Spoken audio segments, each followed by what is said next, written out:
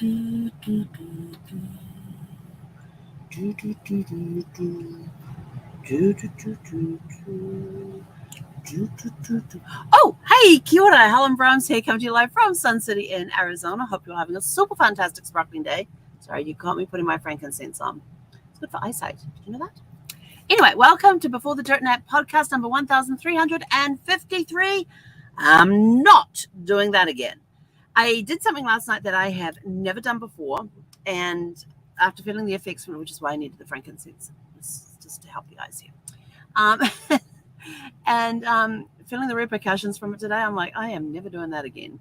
Have you ever tried something once or done something once and put, I ain't doing that one again? There are so many things out there that people try once and then never do it again because, they can say, I've been there, done that, got the t-shirt.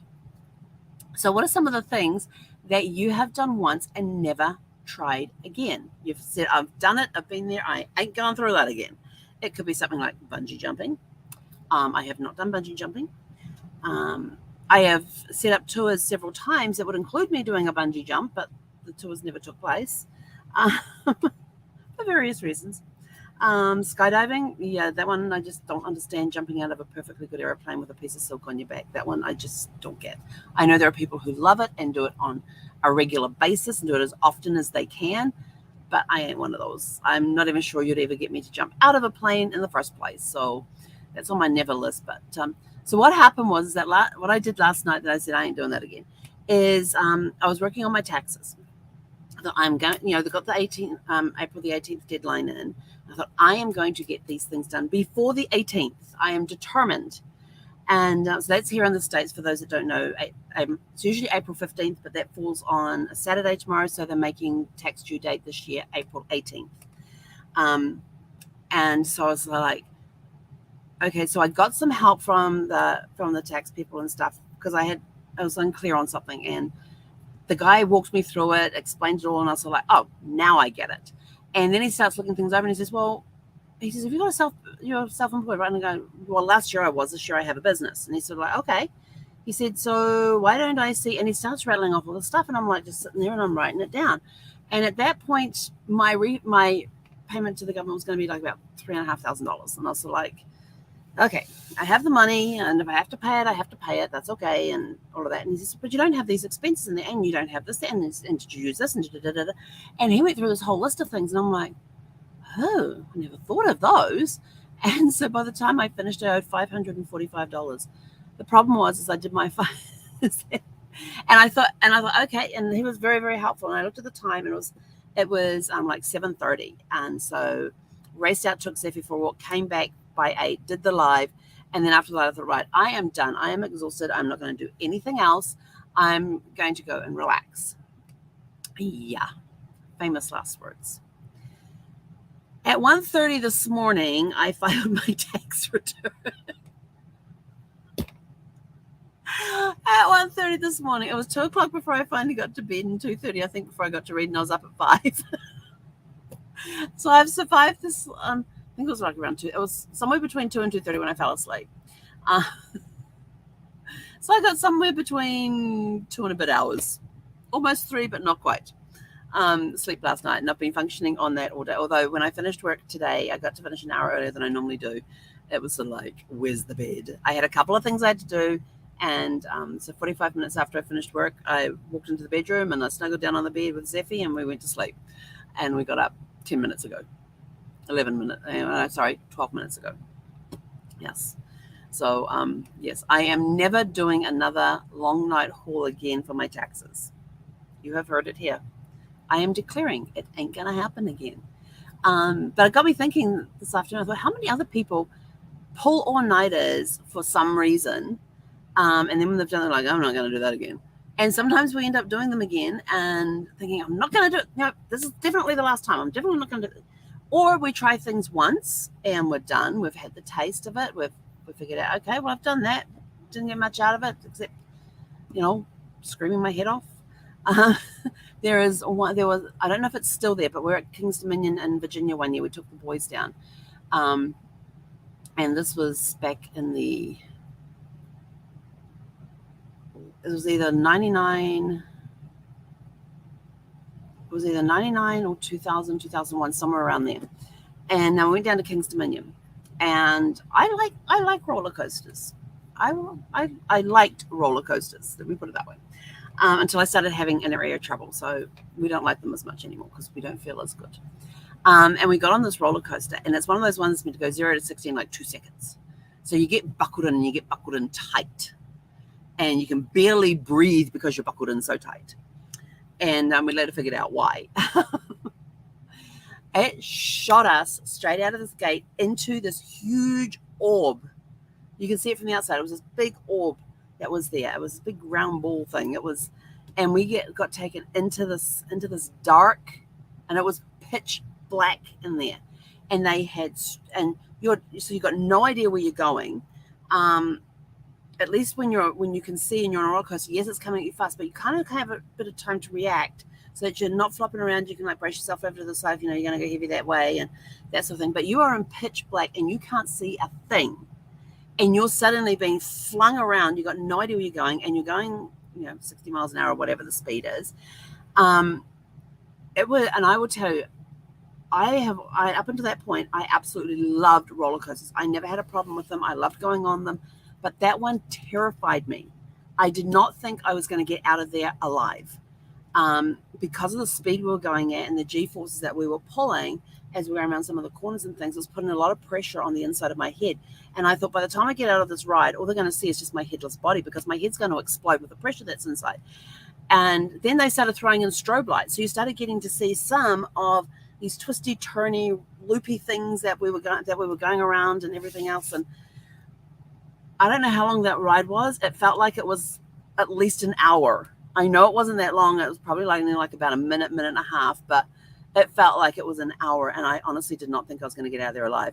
We got out, we got off this thing, and I looked at Brad and I went, "What the hell was that?" He says, "We are not doing that again." And I had never heard him speak in that slow, authoritative voice before. And I was like, "I'm with you on that one." And then the boys turned around and go, "That was great. Can we go again?" And we both went, "No," at the same time. We both felt the same way. We did not think we were going to get out of that thing alive. It was one of the most, it was a scary ride. I have been on many amusement park rides over the years and stuff. That was the scariest one that I had ever been on. I thought, "Oh, it's a roller coaster. We'll be fine. I love roller coasters." Yeah, no, not that one. I don't, and the boys went back at several times over the years to King's Dominion. If they went on that ride again, I don't know. But all I know is that Brad and I never did. It was one of those things that we honestly did not think we would get out of there alive. The pressure inside our heads was so intense. And I'm like thinking, are they just going to find headless bodies when we come out? Do they have some place where they just remove the bodies and clean up the carts really fast so when it comes in? But then I thought, no, hang on, you're getting off in front of people. Because it comes, stop, and you get off. You got on from this direction, you get off in that direction. But that was one of the most horrific things I think I've ever done. I swore I'm not doing that one again. And to this day, I have held true to that word. All 20-something years since that time. But what are some things that you have done that you've sworn that you will not do again? I have a list. It could be, trying a new hobby. There's a phase, there might be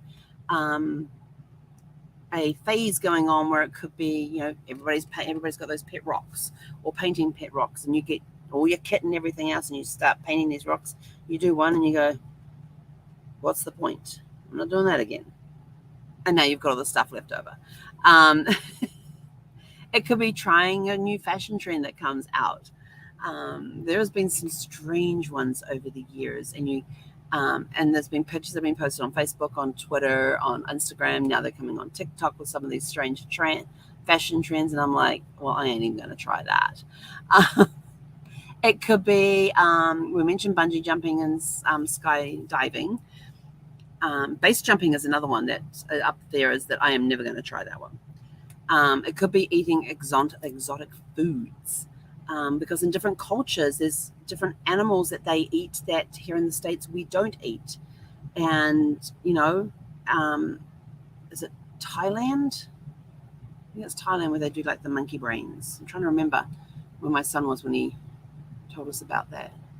But in some countries it's popular to eat whatever the local animal is, and sometimes some people try it and some people don't, and that's okay. Scuba diving is one that I personally will never do. Brad loved to scuba dive. He never scuba dived when we were together because he wanted to get his weight back down and get recertified, although he was certified to do like shipwrecks and all that sort of stuff and everything. And I know his son and daughter-in-law have loved to go scuba diving as well, but I can't wear a mask. So I tried snorkeling when I was in the Cook Islands. I thought, well, this can't be too bad. The mask goes from here up. There's those big round ones that cover the nose and the eyes, and I was fine with that on, and I had the snorkel thing that came down, and I put that in my mouth, and I'll just stand there and I'll just breathe. And I was in waist deep, slightly higher than waist deep water, not chest. And I was in the water there, and I was just sitting there, and I thought, and the guy, Katu, he was our guide on Tavaka, which is a Polynesian catamaran. And he was up there giving me instructions. But as soon as I started lowering down in the water, my chest constricted so much I couldn't even breathe, even though I still had this tube in my mouth and I was able to breathe standing up. As soon as I started lowering myself in the water, my chest constricted so much I could not breathe. I couldn't get a breath in, I couldn't get a breath out. But as soon as I stood up, that constriction went away. And I was like, oh, this is really weird.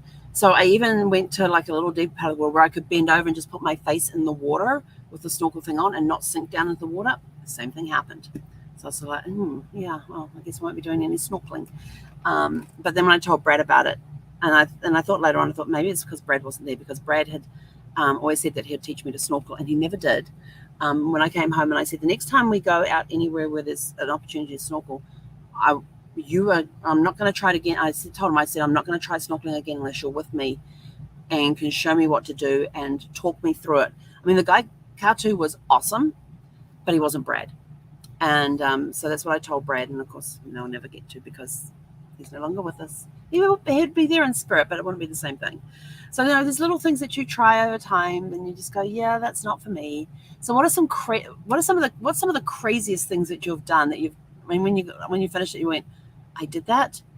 Yeah, I ain't doing that again. Now, I will tell you this: I loved military boot camp. When I joined the Royal New Zealand Air Force.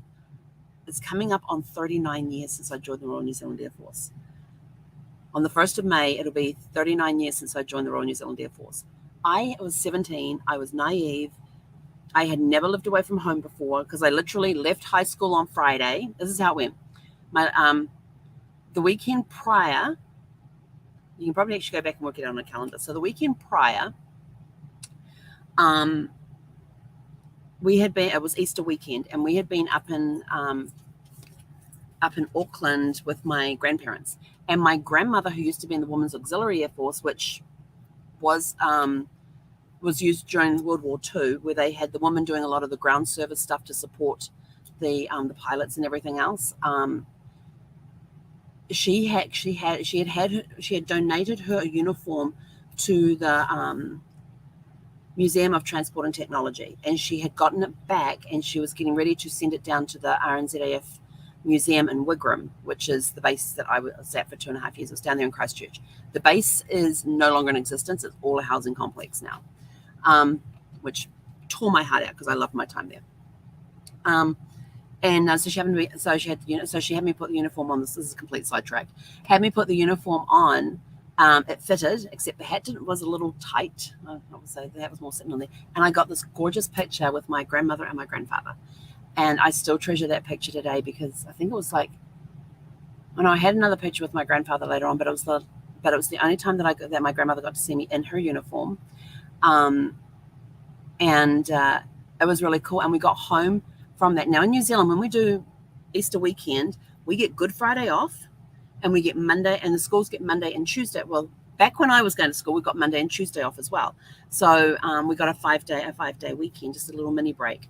And so we got home, and there was the letter from the Air Force, because I knew I'd already been accepted. It was just which intake, what boot camp was going to. And there was a packet from the Air Force that said I had to be in, had my bus ticket in there, and I had to be on a bus the following weekend. So we had come home. It was either Monday or Tuesday. We got home. I can't remember which day. And well, I had to be on a bus on Sunday. So I went to school that week. Friday was my last day at school. I was in my final year of high school. So Friday was my last day of school. I packed on Saturday. I had their little list out. I packed all my stuff, made sure everything had my name on it and all that sort of thing. And then on Sunday morning, my parents took me into New Plymouth and put me on a bus to go off and sign up with the Air Force. And we got down to Wellington, and we were met there by a driver, and there was several of us. And oh my gosh, I just remembered something. That's a whole nother side story. But anyway, that's where I met Tom. Tom's part of a whole other story of somebody who I met here in Los Angeles at a BNI chapter who was a New Zealander, and Tom was his best friend. So yeah, that's where I met Tom. Oh, it was in Wanganui on the way down on the bus. Oh my gosh, that's awesome. Anyway, so we got down there. There was a group of us that were at the Wellington railway station, which is where the bus depot is. And some had come in on trains, and we were met by the driver. He put us into a minivan, and we went to RNZF base Shelley Bay first and dropped the guys off. But the women didn't stay on the base. They worked on the base, but didn't stay on the base. And we went around this windy road around the coastline in Wellington till we got to Worcester Bay, and that's where the women's barracks were. And there was three of us that was in that. There was a big room, and there was three of us in there. There was Maria and Leanne. Leanne and I ended up in the same flight for the women, because the women, they split into two different dorms when we got down to Woodburn, RNZF base Woodburn, at the General Services Training School. For the Americans, boot camp. And so Leanne and I ended up in the same dorm, and Maria was in the dorm across the hall from us. And so we got to know each other a little bit that night. And then the next day they put us on a plane, flew us across the ditch, which is Cook Strait, onto the South Island and RNZF base of Woodburn. We got our bed assignments and all of that. We had they had the bed packs were already there, and I can't remember what else we did that day. I know we got yelled at a lot because we were standing with hands in our pockets. We were just like leaning against things. We had to be upright, at attention or at ease, and it was a very rough introduction. And I actually enjoyed the entire 13 weeks of boot camp. And that was the last day of April when we flew across to Woodburn. May 1st, the next morning, is when we got taken into this room. We had to basically sign our lives away, raise our right hand, be sworn into the Royal New Zealand Air Force, and then we got issued with then we had to go to the supply department to get our uniforms issued. Oh, no, actually we did that day before. No, got our uniforms issued. Then they had us walk through the hospital, and first part of the hospital, you had to lay on the bed. They took blood out of both arms. For some reason, they had to get it from the left side of the body and the right side of the body. It still befuddles my mother to this day. And for my right side, they couldn't get. I became a pincushion because my really good vein in my right side decided to hide. So they ended up taking it out of the back of my hand, which hurt like hell. And they said, if we can't do that, we're going for the foot. And I'm like, yeah, no. 17, I was sort of like, okay, whatever. And then we walked down through the hospital, and we got our vaccinations done then, and we got the little polio cubes or whatever it was, smallpox, cold polio, something like that. And then we got taken down to the armory to be issued with our rifles, and then we marched all the way back to the base, to the training school. And by the time we put our rifles into the racks in the armory, none of us could bend our arms because of all the jabs and the blood taking and everything else that we had. Our arms had gotten so stiff with the weight of the rifles, because none of us were used to carrying them, that it was painful to bend our arms. And I thought, I ain't doing that again. And the whole way through the basic training, I'm like, I ain't doing that again. Yep, no, I've done that, tried that, I ain't doing that one again. And we had obstacle courses we had to do. They tried getting me to climb ropes. I at that time had zero strength in my shoulders, so I wasn't unable to pull myself up. Yet somehow I managed to pass, because we had to get up to the top there and touch the thing as part of our PT passing thing. They had us doing crazy stuff at boot camp, and I got to the end of that and I thought, I ain't doing that again. And then later on, when we were when a group of us were at the number 3 technical training school, 3 TTS, doing our trade training, we were talking about boot camp and all of that, and we were laughing, going on. And somebody says, I wouldn't mind going through boot camp again. I says, yeah, as long as I didn't have to do this, I'll be fine. But boot camp is something that, looking back over the years and thinking about all the experiences and how much I grew during that 13 weeks, I thought, that's actually a really good program for people to go through. And they actually did have a 6-month course where they had almost like troubled teens that they put, well, they weren't quite teens. They were late teens, like 17 through to about 24, I think was the age. And they actually had a program, and then the other, because we had H-shaped buildings, and the laundry, all the utilities like the laundry, the drying rooms, the showers, the toilets, and everything were in the middle thing, joining the wings together of the thing, and there was 4 dorms in it. And in the other 2 dorms, and the H on our side, were these, I can't remember what the program was called, but they had this program where they had these troubled teens and young adults, and they brought them in, and they went through the basic training, and then they basically stayed on training, and they learned a trade while they were there. And then at the end of their 6 months, they either had the option to join up with the Air Force, or they were allowed to go on their own way. But it gave them job skills and life skills and things like that. And I thought that was such a great program. Would I do basic training again? I say I would, but I'm sort of like, in the back of my head, I'm going, no.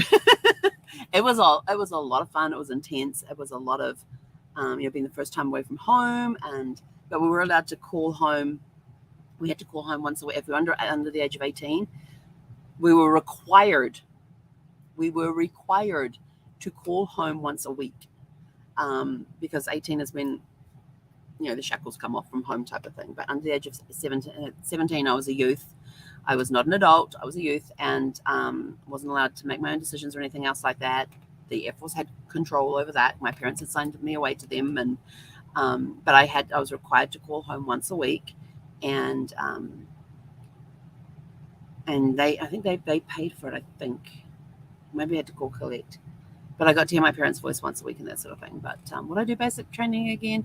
Some part of me, sometimes, depends what mood you catch me in. Sometimes I will say yes, and other times I'm like, no. It was fun while I did it. I enjoyed it. I learned a lot. I grew. It stretched me. It put me outside. I was so far outside my comfort zone. It was unbelievable. And they had us doing things that we had never done before. They had these obstacle courses, where you got to go up over walls and you got to go on these rope bridges. I was fine on, because my dad would build things for us in places that we lived. And in Waitara, we had this fort that had a 2-rope bridge. You had the rope above and the rope below, and I knew how to walk those. Us kids would play down there all the time, and we could do it when it was dry and really saggy. And then when the rain came in, it tightened all the ropes up. Was that the other way around? I can't remember. But we could walk on that thing if it was sagging, and we could walk on it when it was tight. But I learned some of those skills there, but I learned a lot more. I learned how to shoot a rifle, and I got learned. And if you caught it a gun by mistake, you had to run around the parade ground with it up above your head, going, "This is my rifle. This is my gun. This is for shooting. This is for fun." I never had to do that. But to this day, I will not go near firearms. The only time I go near firearms is there's been times that Brad and I used to go skeet shooting at the local gun club, but we didn't own any guns. We didn't own any shotguns or anything like that.